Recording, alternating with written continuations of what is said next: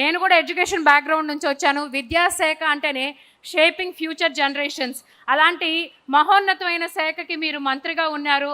మన నారా లోకేష్ గారికి ముఖ్యంగా రాష్ట్ర భవిత కోసం ప్రాణాలు సైతం పణంగా పెట్టి పోరాడిన మన తెలుగుదేశం పార్టీ కుటుంబ సభ్యులందరికీ కూడా నా హృదయపూర్వక నమస్కారాలు. ఈరోజు ఈ మహానాడు వేదిక సాక్షిగా మన పార్టీ అధిష్టానం తీసుకున్నటువంటి ఒక గొప్ప చారిత్రాత్మకమైనటువంటి నిర్ణయం స్త్రీ శక్తి థీమ్. అవును, తెలుగుదేశం పార్టీ అంటేనే మహిళలకు అండగా నిలిచే పార్టీ. ఆనాడు స్వర్గీయ ఎన్టీ రామారావు గారు మహిళలకి ఆస్తిలో సమాన హక్కు కల్పించి స్త్రీ శక్తికి పునాది వేస్తే మన నారా చంద్రబాబు నాయుడు గారు డ్వాక్రా సంఘాల ద్వారా ఆ స్త్రీ శక్తిని మరింత బలోపేతం చేసి దాన్ని విశ్వవ్యాప్తం చెందేలాగా చేశారు. మన పార్టీలో ప్రధాన సిద్ధాంతం మహిళలకు సమాన హక్కులు, సమాన అవకాశాలు కల్పించడమే మన సిద్ధాంతం. కానీ గత 5 ఏళ్ల వైసీపీ పాలనలో మహిళా లోకానికి ఒక చీకటి అధ్యాయం లాంటిది. ప్రచార ఆర్భాటాలకే తప్ప దశ దిశ లేని దిశ యాక్ట్ అని చెప్పి, విచారణ అయిన వెంటనే ఉరిశిక్ష వేస్తాము అని చెప్పి పబ్లిసిటీ స్టంట్లు చేశారే తప్ప క్షేత్రస్థాయిలో మహిళల ప్రాణాల్ని గాలికి వదిలేసిన ప్రభుత్వం వైసీపీ ప్రభుత్వం. జగన్మోహన్ రెడ్డి అధికారంలో ఉన్నప్పుడు మహిళలపై జరిగిన దాడుల్లో 43% దాడులు పెరిగాయి. అలానే తను అధికారంలో ఉన్నప్పుడు 2000 మంది మహిళలు పైగా హత్య కావించబడ్డారు.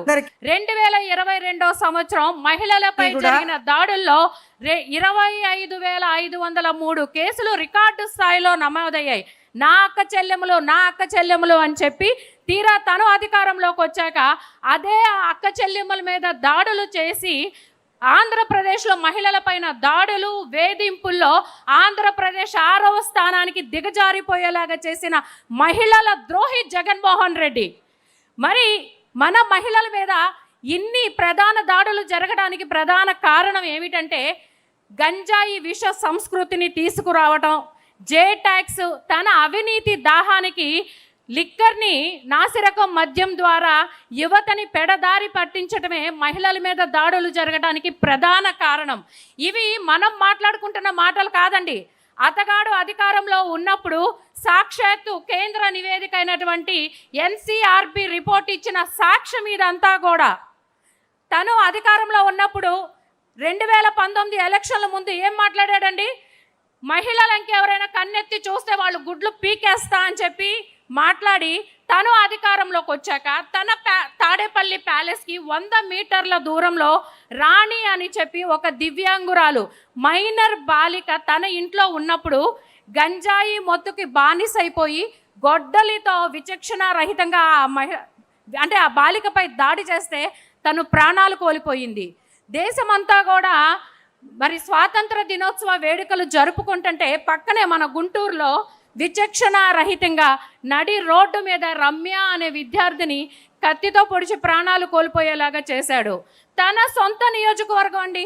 నేను మహిళల పక్షపాతిని, నేను దళితుల మంత్రిని అని చెప్పుకునే జగన్మోహన్ రెడ్డి తన సొంత నియోజకవర్గంలో పులివెందుల్లో నాగమ్మ అని ఒక మహిళ మీద, దళిత మహిళ మీద సామూహిక అత్యాచారం చేసి హత్య చేస్తే బాధిత కుటుంబానికి న్యాయం జరిపించకపోగా అప్పుడు మన పార్టీ తరపున రాష్ట్ర మహిళా అధ్యక్షురాలుగా ఉన్నటువంటి గౌరవనీయులు మన వంగల్పూడి అనిత గారు బాధిత కుటుంబాన్ని పరామర్శకని వెళ్తే ఒక దళిత మహిళ మీద SC/ST అట్రాసిటీ కేసు పెట్టిన తుగ్లక్ పరిపాలకుడు ఎవరైనా ఉన్నాడంటే జగన్మోహన్ రెడ్డి.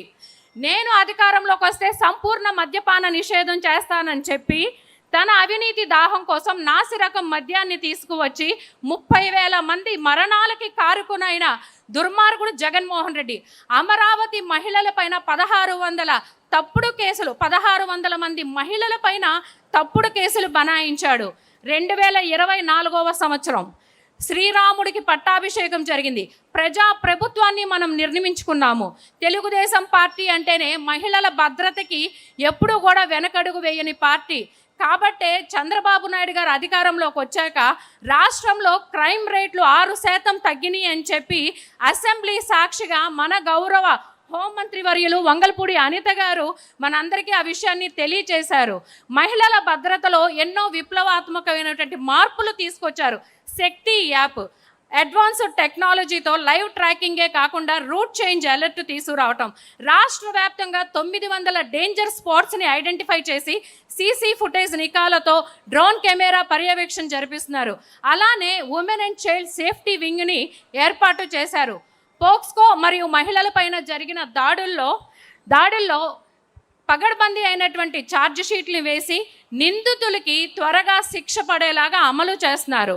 మహిళలకి రక్షణ కేవలం పోలీస్ స్టేషన్లోనే కాదు, సామాజిక ఆర్థిక భద్రత కూడా కల్పించాలని నమ్మే ప్రభుత్వం మన ప్రభుత్వం.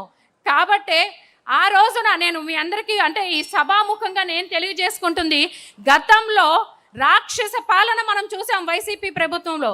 కానీ ఈ రోజున మన కూటమి ప్రభుత్వంలో మన శ్రీరాముడు చంద్రబాబు నాయుడు గారి నేతృత్వంలో ప్రతి ఆంధ్రప్రదేశ్లో ప్రతి మహిళ సురక్షితంగా, గర్వంతో, ఆత్మగౌరవంతో తల ఎత్తుకుని జీవించేలాగా మనం బ్రతుకుతున్నామనేది ఈ సభాముఖంగా నేను తెలియజేసుకుంటున్నాను. నాకు ఈ అవకాశం ఇచ్చిన పెద్దలందరికీ నేను ధన్యవాదాలు తెలియజేసుకుంటున్నాను. 5 సంవత్సరాల పోరాటాన్ని 5 నిమిషాల్లో చెప్పాలంటే కొంచెం సమయభావన అటు ఇటు అయింది.